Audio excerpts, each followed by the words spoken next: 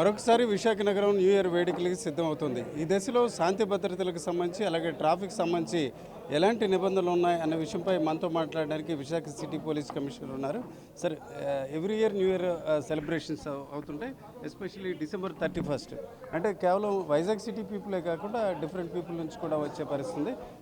Law and ఆర్డర్కి సంబంధించి కానీ ట్రాఫిక్ సంబంధించి ఎట్లాంటి చర్యలు తీసుకుంటారు? మేము ఆల్రెడీ మీడియా ద్వారా అందరికీ తెలియజేసాం ఆంక్షల గురించి. మనం అందరం చట్టం పాటించాలి. ఒకవైపు రోడ్ మీద తిరుగుతున్నప్పుడు ట్రిపుల్ రైడింగ్, హెల్మెట్ లేని డ్రైవింగ్, స్టంట్, సింగిల్ జంపింగ్, మొబైల్లో మాట్లాడుతూ driving, reckless driving, seat belt ధరించకుండా డ్రైవింగ్, డ్రంక్ అండ్ డ్రైవింగ్, ఇవన్నీ మనం అవాయిడ్ చేయాలి. అదే మాదిరిగా ఈవెంట్ ఆర్గనైజ్ చేయాలంటే పోలీస్ నుండి ఖచ్చితంగా రాతపూర్వకంగా పర్మిషన్ తీసుకోండి. పోలీస్ వాళ్ళు కొన్ని రెస్ట్రిక్షన్స్ రాతపూర్వకంగా మీకు తెలియజేస్తారండి, అవన్నీ మీరు పాటించాలి. ఎక్కడైనా నేరం జరిగితే లేకపోతే నేరం జరుగుతుందని మీకు అనిపిస్తే వెంటనే లోకల్ పోలీస్ స్టేషన్ కానీ 112 కానీ నా పర్సనల్ కాంటాక్ట్ నెంబర్ 7995095799కి కాంటాక్ట్ చేయండి. ఎక్కడైనా ఈవెంట్ ఆర్గనైజ్ చేయాలంటే లోపల పార్కింగ్ స్పేస్ సఫిషియెంట్గా ఉండాలి. కెపాసిటీకి మించి ఎక్కువ పాసెస్ కానీ టికెట్స్ ఇవ్వకూడదు కానీ అమ్మకూడదు. సఫిషియెంట్ నెంబర్ ఎమర్జెన్సీ ఎగ్జిట్స్ ఉండాలి. Fire safety, electrical safety certificates తీసుకోవాలి. ఎక్కువ మంది వస్తే అక్కడ ఫైర్ ఇంజిన్ కూడా పెట్టాలి, మెడికల్ యూనిట్ కూడా పెట్టాలి. ఎటువంటి అశ్లీలత జరిగితే, డ్రగ్ గురించి కంప్లైంట్ వస్తే మేనేజ్మెంట్ కూడా, ఈవెంట్ మేనేజర్స్ కూడా బుక్ అయిపోతారు. కాబట్టి జాగ్రత్త. సఫిషియెంట్ నెంబర్ ఆఫ్ వాలంటీర్స్ పెట్టాలి. రోడ్ మీద పార్కింగ్ అలౌ చేయకూడదు. మీరందరూ పోలీస్కి సహకరించండి, పోలీస్ కూడా మీకు సహకరిస్తారు.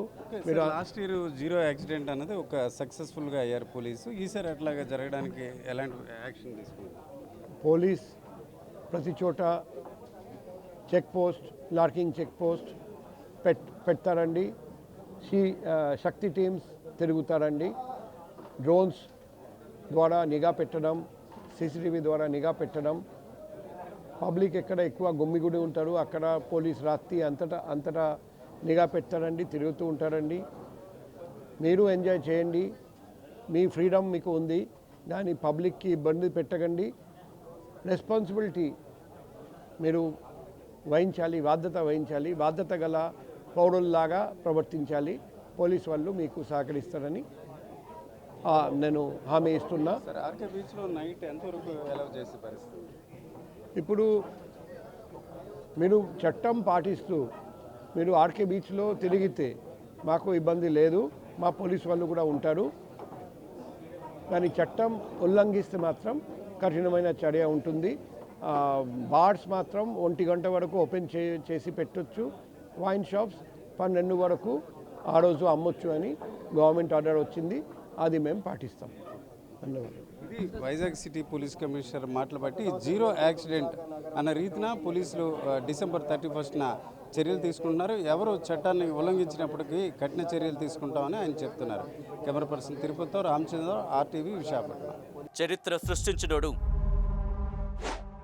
ఇప్పుడు ఆ చరిత్రని తిరగరాయబోతున్నాడు. అబద్ధాల గోడల్ని బద్దలు కొట్టి నిజాలను రాగా మీ ముందుంచబోతున్నాడు. నిజమైన వార్తల కోసం వెంటనే డౌన్లోడ్ చేసుకోండి రా యాప్ని.